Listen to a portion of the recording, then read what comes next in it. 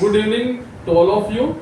આજે આપણે અરુણિમાસ ડિટર્મિનેશન અથવા આ ક્વેશ્ચનને આવી રીતે પણ પૂછી શકાય કે arise awake and stop not till the goal is reached.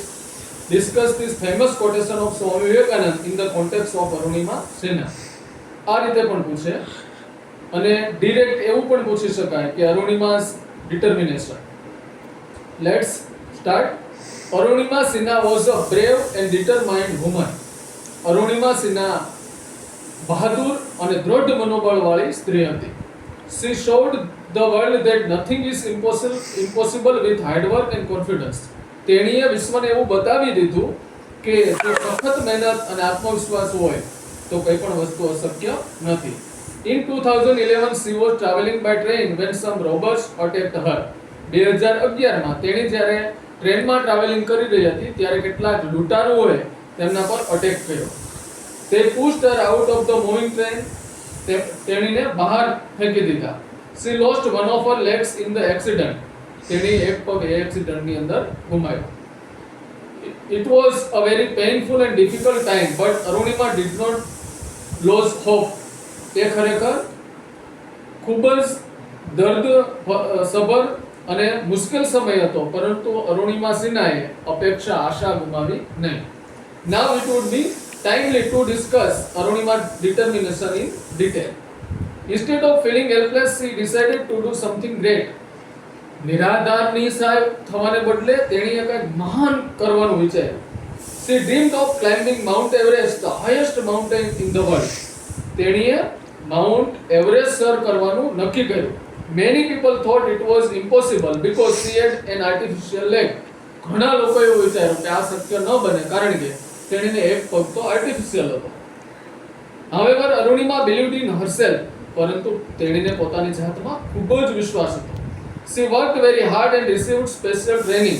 તેણીએ સખત મહેનત કરી અને ખાસ તાલીમ પણ મેળવી. She faced many problems during her practice, but she never gave up. તેણે શરૂઆતમાં ઘણા બધી સમસ્યાઓનો સામનો કર્યો, પરંતુ તેણીએ પીછેહટ કરી નહીં. In 2013, Arunima successfully climbed Mount Everest. 2013 માં અરુણિમાએ માઉન્ટ એવરેસ્ટ સર કર્યો.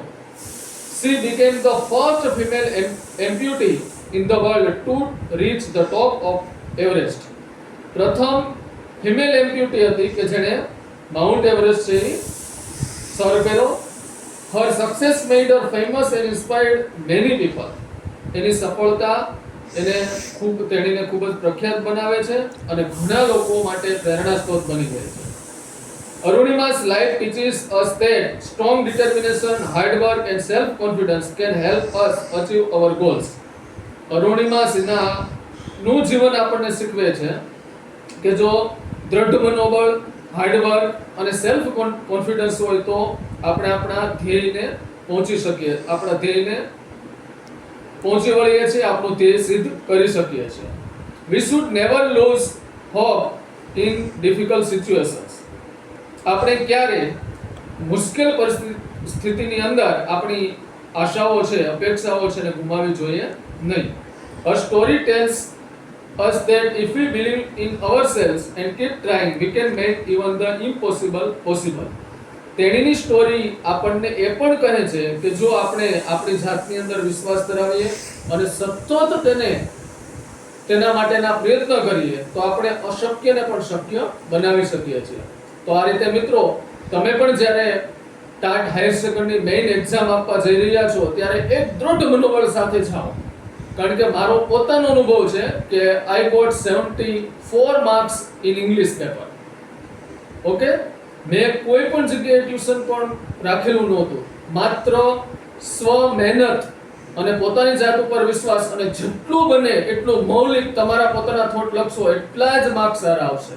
Thank you all.